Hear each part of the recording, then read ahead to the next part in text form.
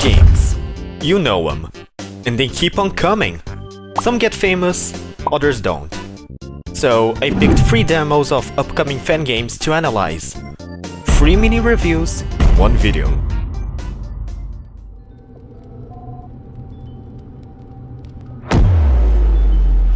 Five Nights at Fang's Pizza in Theaters is a prequel to another fan game, Five Nights at Fang's Bow and Bites, which I haven't played.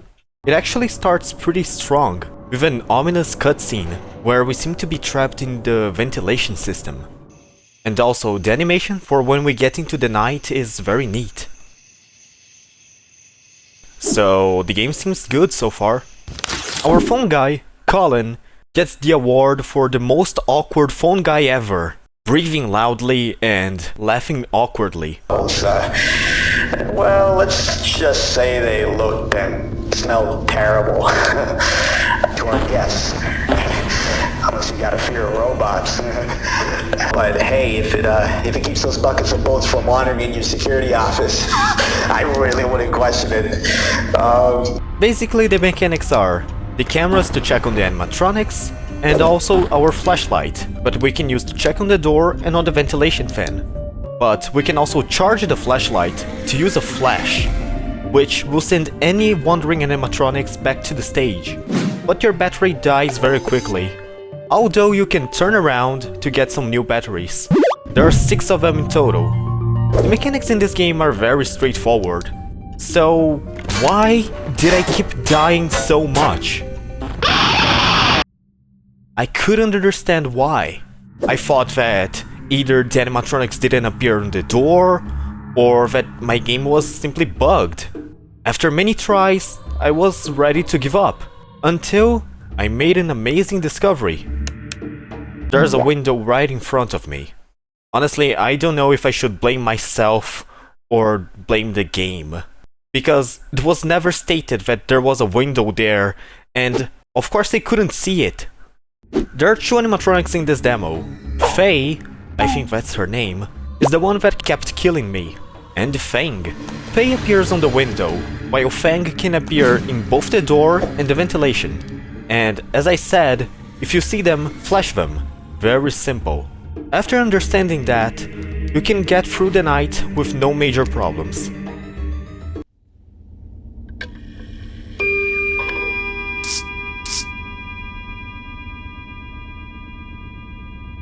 And after every night, we do get a minigame, and a small cutscene too. After night 1, we boot this PC to play the minigame, which actually impressed me. Most of these fan games opt for making their cutscenes with an Atari or 8-bit visuals, but this game opted for using N64 graphics, which gives an extra charm. Looking down, we can even see our arms moving. Now, that's some extra attention to details. Our task is simple, we just gotta empty the trash cans while also exploring the place a little bit. And after that, we get another cutscene, where we seem to be hiding under a desk. After night 2, it's very similar, but you have to sweep those mud puddles on the floor. No, seriously, how did the floor get this dirty? And we can even talk to some kids. And in the last cutscene, we seem to be hiding from that.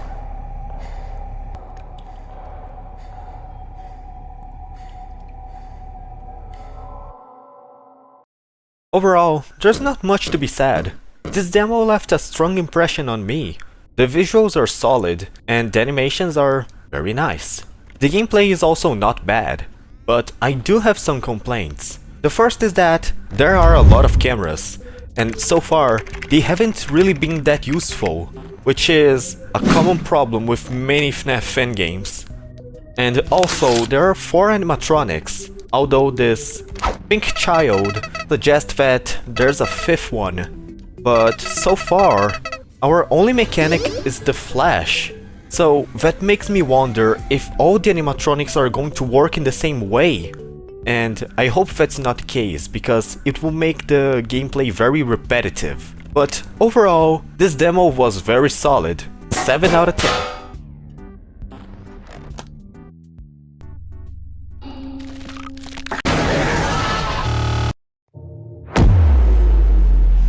66 Feet Under Fazbears is a game that had much potential, because as far as I knew, it was a game inside of a game. So, getting into it, the first thing I noticed is that the controls are pretty janky when you walk. I don't know how to explain, but it seems that you're always slipping, like you're always walking on ice. That is very weird. This game is technically free roam, since you can explore your house, but believe me when I say that, aside from the odd choice in decoration, there's not much to see. We can even get outside, where we can see our oddly animatronic shaped neighbor spying on us. We can even escape by car. Wow, that's it? No text, no animation, just ending, with the most generic copyright-free music. And this ending screen lasts forever. I had to Alt F4 to get out. Let's try again. This time, I'm going to do what I was supposed to do. Use the PC. I think that it's very interesting that we get to configure our computer. And surprisingly, we can even interact with the desktop. We can set alarm clocks, and the calculator even works. Most people would call this pointless, because it adds nothing to the gameplay. But I do kind of appreciate small details like this. But of course, what's really important is this PS1 emulator, in which we can play 66 Feet Under Fazbears. That is really interesting, and I especially like the emulator UI up there. We have 3 levels available. In the first one, we are, well, 66 feet under the earth, trapped in a maze with Freddy. Our goal is simple, we just have to use our map to navigate to the exit. Simple my ass! This map is unreadable, and not only that, this maze is enormous. And somehow, even though the catacombs are so big, Freddy always managed to find me in seconds.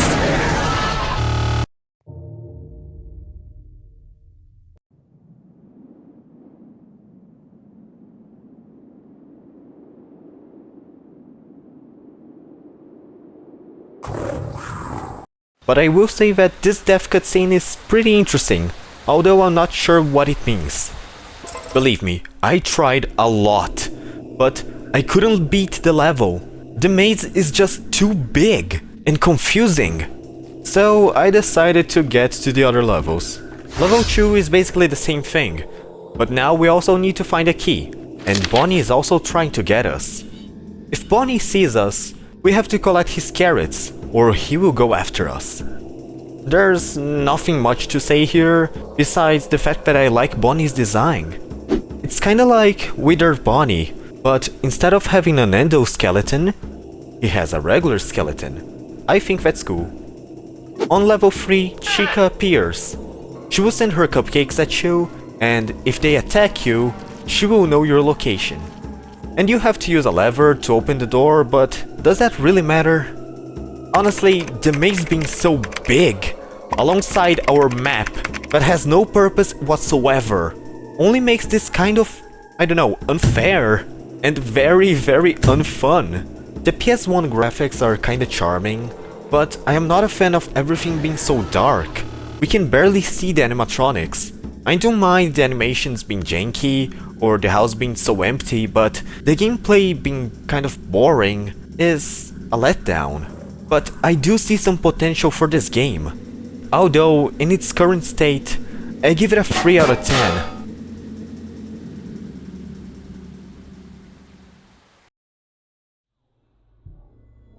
It's not revenge. It's justice. Justice for her. I won't let her be forgotten. This one got very popular due to Dolko and other YouTubers reviewing it. And honestly, I can see why. This one really does stand out among the rest. Getting to the first night, we get a cutscene with charming art and voice acting. You are reliable, John. That's all I need. Holy shit.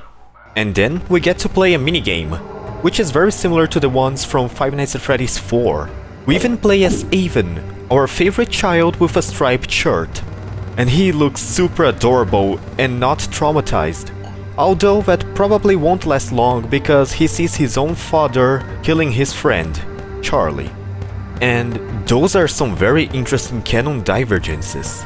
After that, he seeks help from his uncle, Henry, and the game ends, leaving me super curious about what will happen next.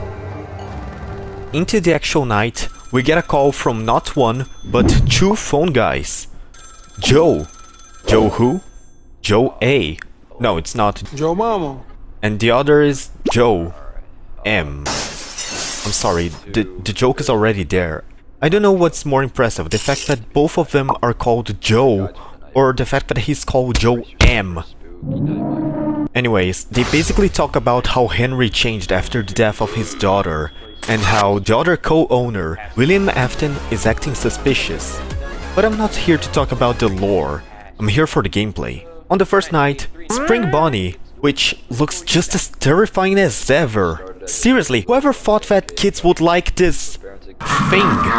Anyways, he will make his way to your door, and he'll make sure that you know it.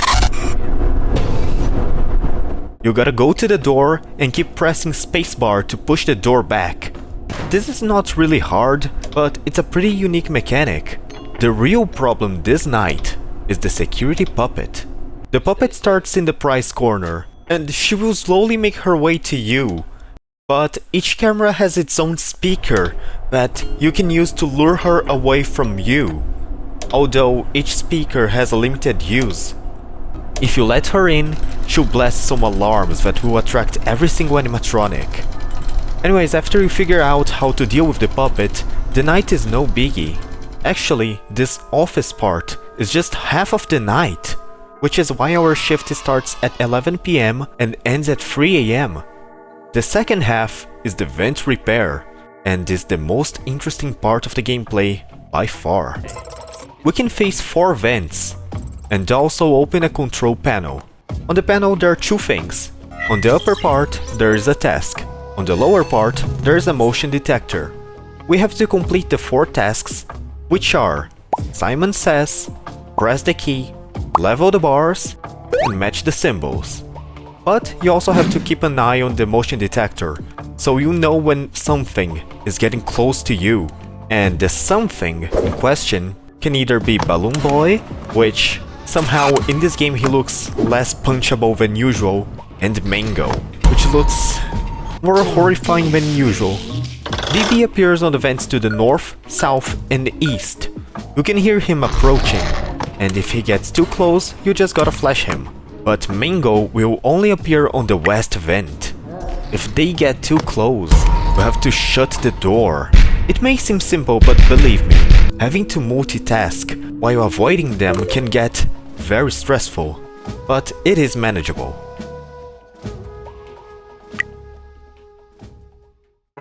Out of the 3 games, this one is by far the most polished. There's still lots of lore and mechanics to discover, and it actually made a great job at getting me hyped. I really hope I get to play the full release.